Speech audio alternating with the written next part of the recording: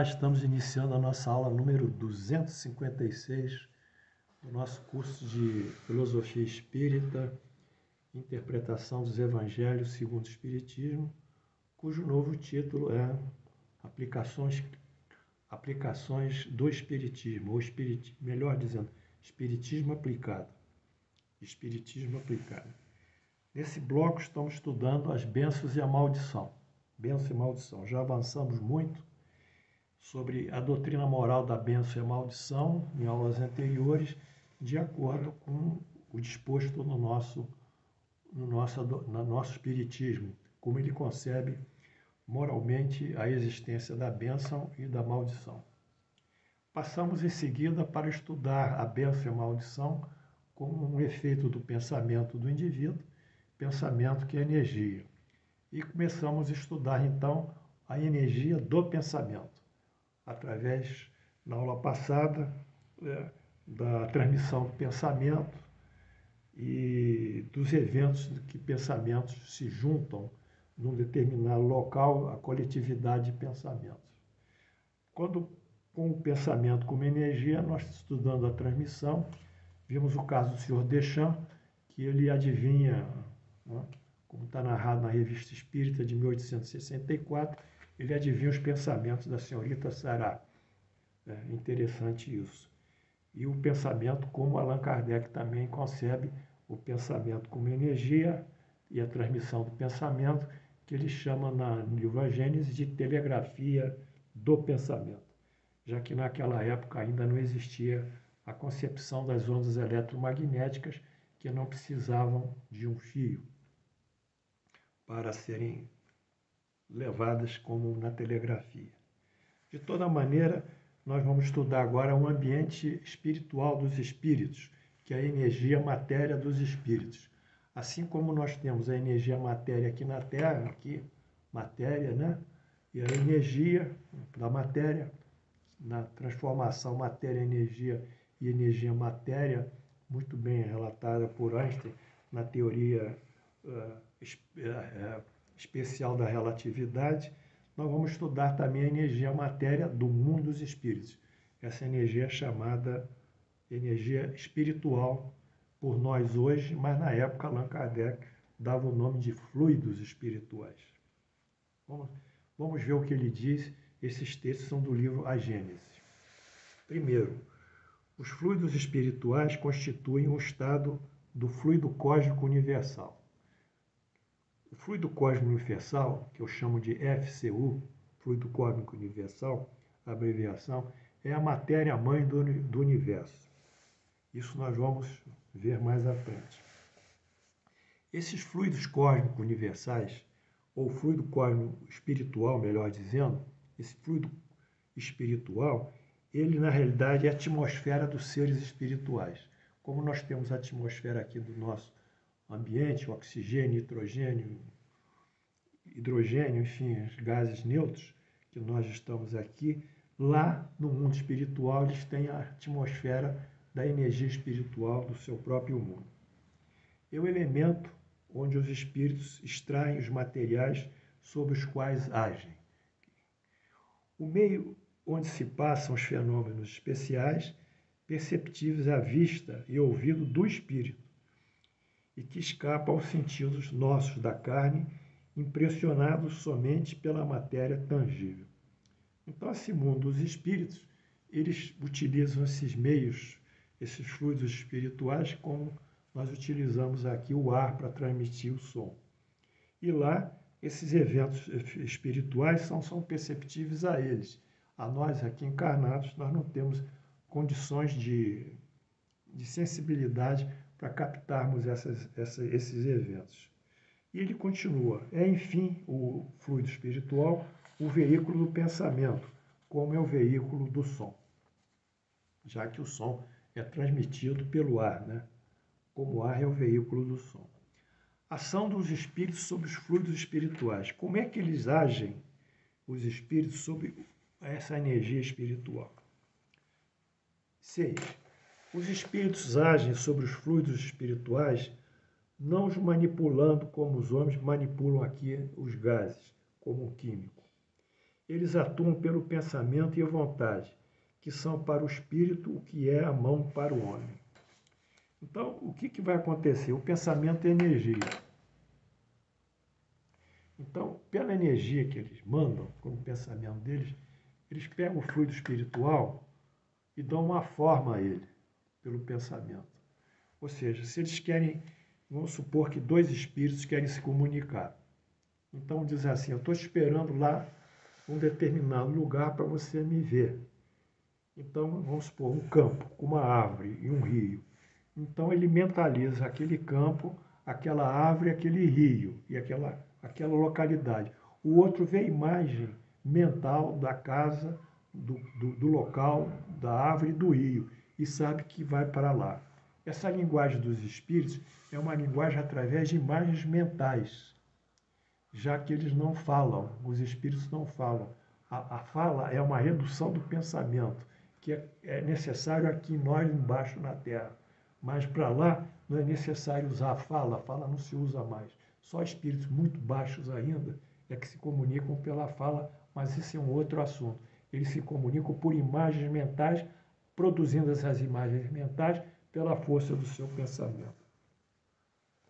Portanto, pelo pensamento, eles imprimem no fluido espiritual essa ou aquela direção.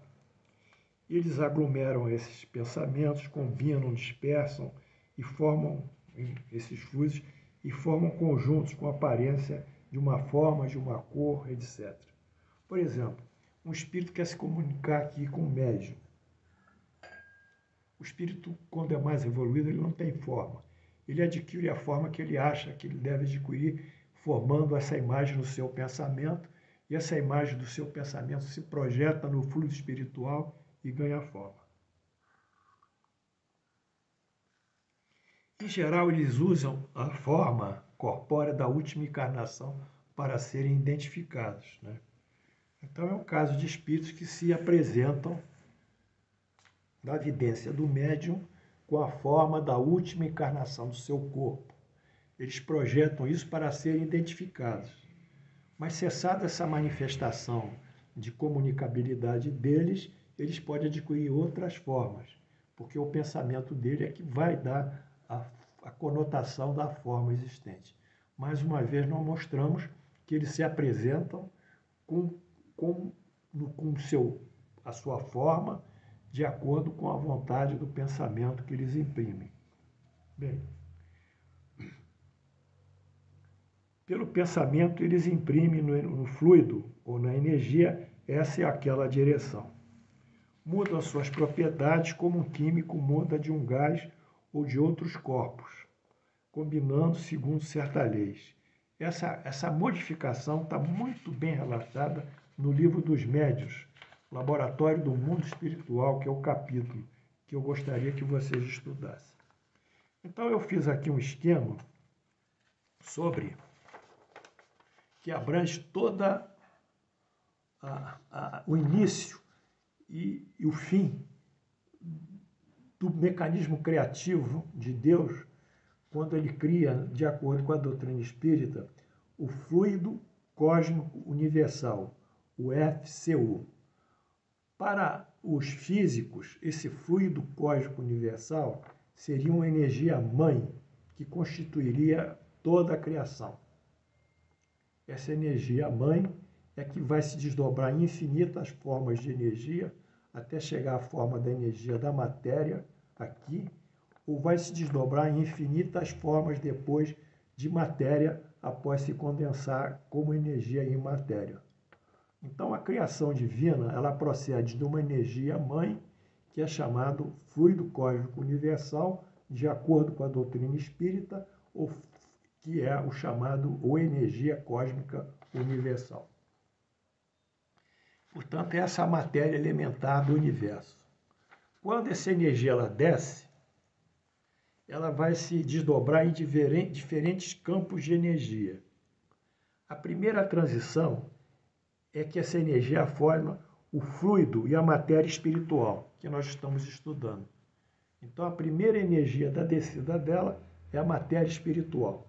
Numa nova transição, e essa matéria espiritual vai dar origem aos fenômenos espirituais. Numa segunda transição de densificação, ela vai dar a matéria e energia terrena, que é traduzida pelo eletromagnetismo, pela gravitação universal, pela força nuclear forte, pela força nuclear fraca. E desce mais ainda para fazer a matéria, que a matéria mais, hoje até que foi mais percebida, são as partículas elementares da matéria, que são os quarks, os leptons e os bósons, que são partículas, tijolinhos que ainda vão formar os nêutrons, que ainda vão formar os prótons. Então, são coisas de um tamanho que vai a 10 menos 10, vai a centena de bilhão, ou quase 1 trilhão do metro, essa dimensão. Então, nós temos aqui a descida da energia, a sua densificação gradualizada, e à medida que ela densifica, ou no mundo espiritual, forma os fenômenos espirituais, ou no mundo material, forma os fenômenos materiais. Tudo se encadeia, tudo se harmoniza, tudo tem um finalismo, que é o aperfeiçoamento da própria criação, que ela vai sempre num caminho de progresso e evolução. Essa é a origem cósmica do universo, praticada proposta pela doutrina espírita. E como nós estamos estudando os fluidos espirituais, que são justamente uma forma dessa criação, nós vamos estudar agora, dentro da bênção e da maldição, a ação da energia desses fluidos sobre nós, sobre os encarnados. Diz Allan Kardec, a ação dos espíritos sobre os fluidos espirituais tem consequência de uma importância direta e fundamental sobre os encarnados. Tem uma importância direta. Na medida que esses fluidos são o veículo do pensamento e que esta possa modificar as propriedades evidentes que elas têm e devam ser impregnadas pelas qualidades boas ou mais as qualidades morais dos pensamentos que põem em vibração esses fluidos e modifiquem pela pureza ou impureza dos sentimentos. Então, nós entramos agora numa outra área, que os palestrantes espíritas, esses que querem falar de autoajuda, querem falar de utopias, de narrativas de médios que têm evidência, clarividência, telepatia, e que nada disso é operativo e nada disso pode ser praticado pela nossa vida, no sentido de buscar a felicidade. Aqui, sim, nós entramos no lado que é a busca da felicidade, é a parte moral. E como esses médios não vão falar da parte moral, porque não conhecem ou não sabem realmente a verdadeira significação para a nossa evolução, eles silenciam. Então, esses fluidos que nós recebemos, que é o impacto do pensamento dos espíritos encarnados sobre o fluido espiritual, ele toca a nós e chega a nós por um corpo intermediário que nós vamos estudar, chamado perispírito. Eles impactam no perispírito. Os perispíritos eles vão para o corpo físico, através do nosso sensório, das nossas ligações nervosas e também da área cortical, sobretudo, do cérebro. Essas energias, sejam positivas, sejam negativas, elas vão nos sensibilizar. Portanto, os maus pensamentos, aí que vem a parte moral, porque a parte moral se relaciona com a parte física. É a psicofísica da moral, que as pessoas não conhecem, mas existem. Se nós tomarmos uma planta aí, estudos, Chandra Bose, que é um grande físico indiano, ele mostrou que o pensamento atua sobre as plantas. Ele colocou eletródes muito finos nas plantas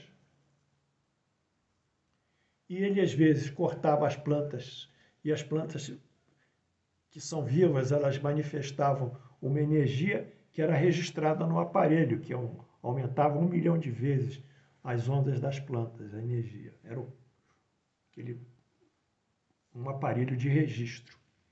E quando o indivíduo manda um pensamento negativo para a planta, muitas vezes ela caía a energia dela no registro, porque o pensamento é energia. Mas a energia pode ser boa ou pode ser má. Se ela é boa, ela está substanciada pela nossa parte moral, espiritual.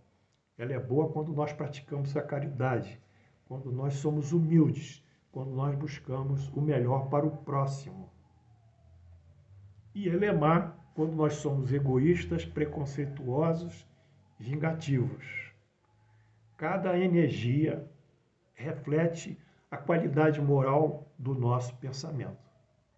Por isso que nós temos que trabalhar na moral, porque no fundo essa moral é que vai dar o plano energético da nossa relação com o mundo e da nossa felicidade.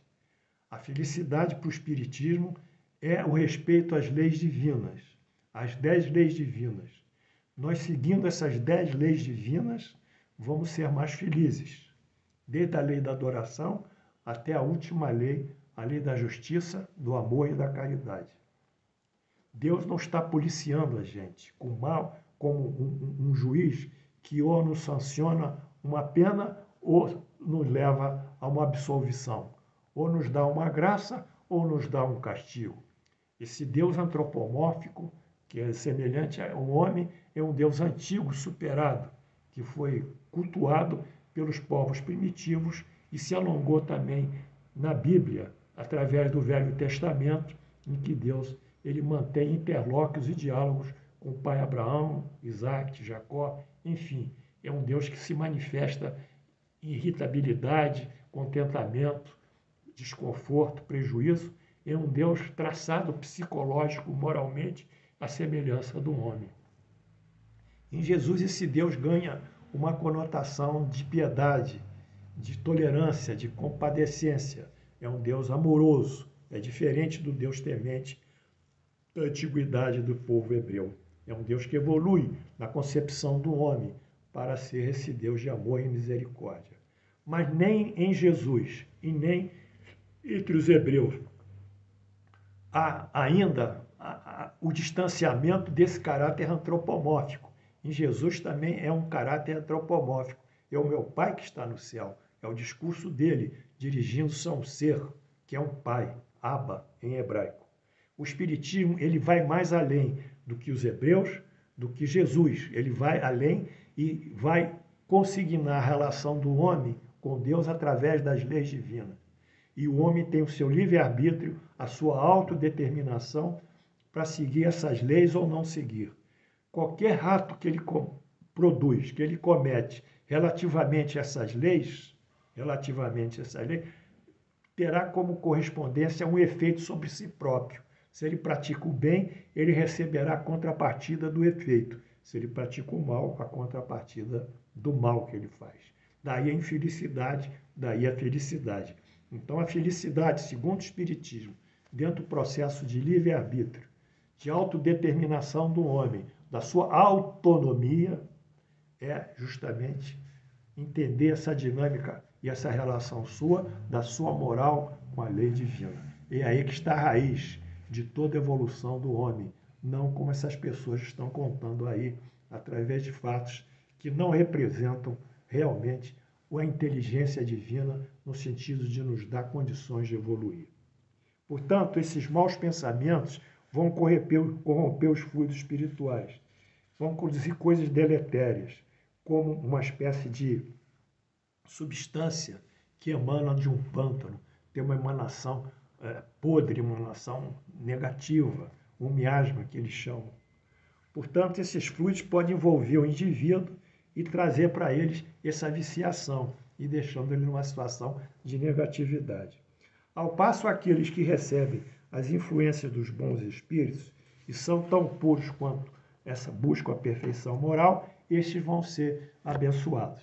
Então, nós estudamos aqui hoje, né, a psicofísica do pensamento, do espírito, né, o psiquismo, a mente atuando sobre o fluido atuando sobre o nosso perispírito e o perispírito repercutindo essa energia sobre o nosso corpo físico e a nossa mente. Essa é a visão do espiritismo. tendo como base essa energia que atua sobre nós, uma energia primeva, que é a energia mãe do universo, a energia criadora, que é o FCU, que é o fluido cósmico universal. Na próxima aula, nós estudaremos o perispírito. Por quê? Porque o perispírito é o portão de entrada dos fluidos espirituais. Vocês vão aprender comigo a tríade de corpos que o homem tem segundo o espiritismo. A tríade: corpo físico, perispírito e espírito. São 3 segmentos. E essa é uma interação do espírito com o perispírito ao corpo físico e volta do corpo físico ao perispírito para o espírito. Então, nós vamos entender, à luz da concepção do perispírito, a atuação efetiva da energia sobre o nosso organismo. Portanto, essa é a grande segmento da aula. Mas nós já vimos também que essa relação de atuação, em aulas anteriores, peço para vocês voltarem para estudar um pouco sobre a doutrina moral que estuda as bênçãos e a maldição, lá atrás, em aulas anteriores, dizendo que essas bênçãos e a maldição não são exatamente como ocorrem. Eu tive a oportunidade de dizer que a justiça divina, ela consigna o direito e o dever de cada um frente à lei divina. A justiça é que assinala isso. O direito e o dever de cada um frente à lei divina. Há pessoas que têm a necessidade de passar por uma prova frente à lei divina. Então, essa pessoa receber, às vezes, uma maldição, essa maldição se torna mais afetiva, porque é uma relação de compatibilidade dessa maldição com o processo de sofrimento e de provação daquela pessoa frente à lei divina. Eu tive a oportunidade de mostrar que a lei divina, essa grande lei divina, eu posso ilustrar, é como um grande quebra-cabeça. Um quebra-cabeça de infinitas peças. É a lei divina. Essas peças têm que se articular umas com as outras. São infinitas, porque o homem está sempre em um processo de evolução e cada ação e reação vai modificando esse quebra-cabeça, as peças a serem encaixadas. Mas para que a bênção seja encaixada, para que a maldição seja encaixada, há que elas, num processo de combinação que só Deus sabe e nenhum computador na Terra pode fazer tantas combinações, por mais poderoso que seja, essas combinações, então, chegam a um vetor final, a um encaixe final dessa peça que só Deus sabe como vai encaixar. E é aí que se configura a justiça divina quando a peça se encaixa. Portanto, essa dinâmica nossa, essa visão progressista é a visão do mundo espírita. Eu espero que você esteja aproveitando essa aula e faça essa comparação da minha aula com os palestrantes que vocês ouvem. Quando o palestrante dizer para vocês que eu estou dando uma palestra segundo a doutrina espírita, vocês digam, pergunte a ele, qual é a referência bibliográfica que o senhor tem para falar essas coisas, da onde o senhor tirou, de que livro do Allan Kardec, qual é a página do livro que o senhor tirou Allan Kardec para dar essa afirmativa. Eles não vão dizer. Porque são opiniões pessoais deles que eles encobrem como uma camuflagem com o nome da palavra espírita, que hoje espírita é um termo genérico. Vai desde a mãe de Ná, que promete cura e voltar ao amor em 3 dias, até homens e mulheres santificados e trabalhando pelo bem do próximo. A doutrina espírita abriu para N caminhos e todo mundo esse usa o seu nome, de uma forma genérica. Então, vocês sejam críticos, vocês sejam racionais. Fulano, vou dar uma aula sobre doutrina espírita. Tá, você deu a aula, me dê a bibliografia que você tirou isso. Não tem. Você não tem opinião pessoal sua, fulano. Ah, mas o espírito falou, e também a opinião pessoal do espírito, porque o fato do espírito, o indivíduo morrer, não melhora a vida dele. Em caso nenhum, é a mesma coisa aqui na Terra, quando vai chegar lá em cima é o mesmo, depois é que se modifica aos poucos. Que Deus nos abençoe e nós estaremos juntos. Muito obrigado pela atenção.